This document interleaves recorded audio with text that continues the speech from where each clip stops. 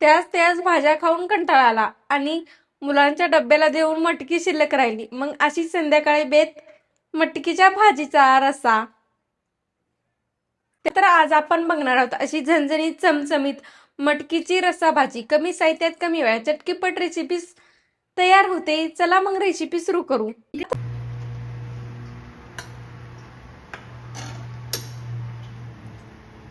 तर त्यासाठी साहित्य बघू. त्यासाठी मी इथं मोड आलेली मटकी पण घेतलेली आहे.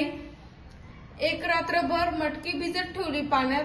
नंतर दुसऱ्या दिवशी सुती कापडमध्ये बांधून ठेवली. नंतर असे मोड आलेले आहेत मटकीला.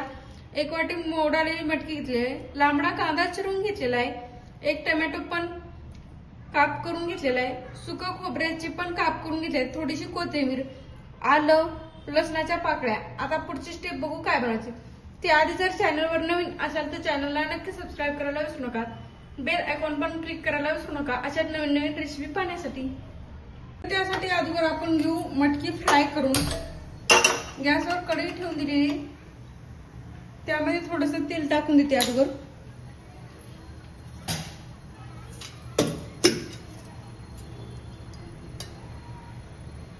तेल टाकून दिलेले, तेल गरम होऊ द्यायचं. तेल गरम झाल्याच्या नंतर त्यामध्ये चिमूटभर जिरे टाकून देते आणि ही मटकी यामध्ये टाकून देते.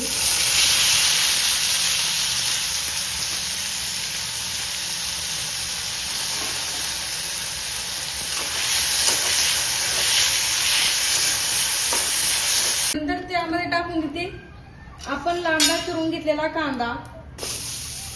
कांद्याला तांबूस रंग येईपर्यंत, गुलाबी रंग येईपर्यंत कांदा परतून घेते. थोडंसं तेल टाकून देते.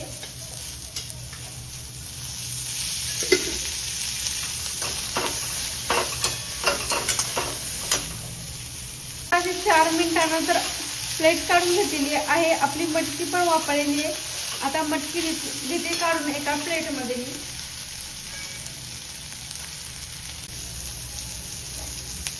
कांदा लवकर तांबूस रंग यावं कांद्याला म्हणून मी थोडंसं मीठ पण टाकून देते. आणि आता लगेच कांद्याला रंग पण आलेला आहे तांबूस. आता मी प्लेट मध्ये घेते काढून कांदा.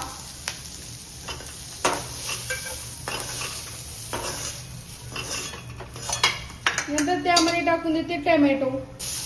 यामधलं कच्चेपणा जाईपर्यंत टोमॅटोला परतून घ्यायचा. टोमॅटो परतून आहे, टोमॅटो काढून घेते.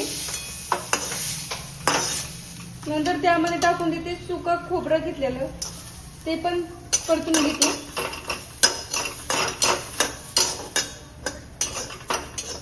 थोडासा सुक्या खोबऱ्याला काळसर रंग येईपर्यंत भाजून घ्यायचं. तेल अजिबात टाकायचं नाही. सुकं खोबरं परतून तयार झालेलं आहे. आता काढून घेते मी. थंड करून घेतली त्यानंतर लगेच घेऊ मिक्सरच्या भांड्यामध्ये काढून. मिक्सरच्या भांड्यामध्ये काढून घेतलेलं आहे. त्यामध्ये टाकते आलं, 2-4 लसणाच्या पाकळ्या आपण घेतलेल्या. आता मिक्सरला बारीक फिरवून घेते. मिक्सरला असं फिरवून घेतलेलं आहे. यामध्ये फक्त 2 चमच मी पाणी ऍड केलेलं आहे. खरी सुरुवात आपल्या मटकीच्या भाजीला. त्यासाठी गॅसवर कढई ठेवून दिलेली आहे. त्यामध्ये 1.5 चमच तेल टाकून देते. तेल चांगलं गरम होऊ द्यायचं.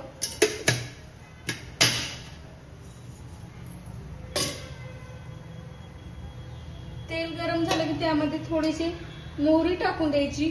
मोहरी चांगली तुडतुड द्यायची. आवाज असा आला पाहिजे तुडतुड. वाटलंच तर शेजाऱ्याच्या घरला गेला पाहिजे आवाज.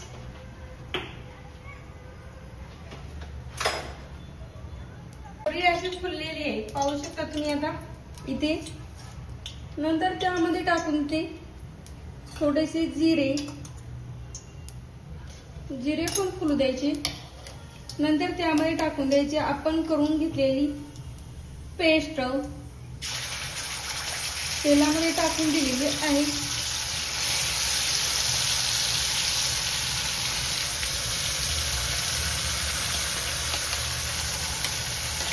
त्याच भाज्या खाऊन कंटाळा येतं.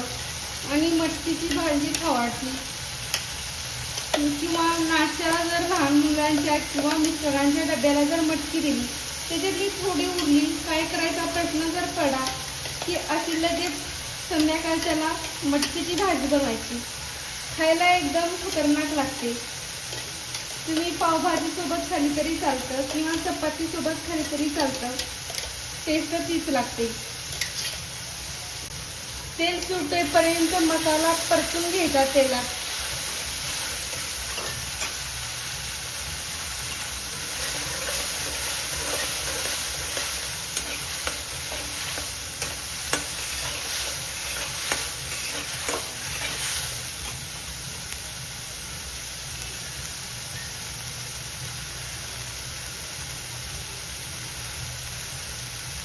मसाल्याला तेल सुटायला सुरुवात झालेली आहे. नंतर त्यामध्ये टाकून मी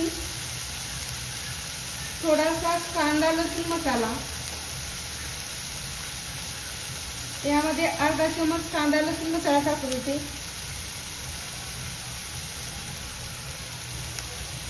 नंतर टाकून देते लाल तिखट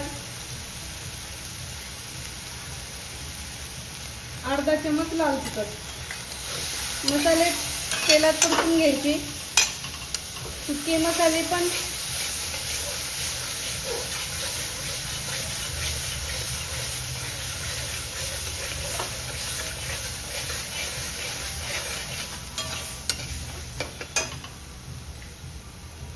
आणि थोडं लाल तिखट टाकून येते.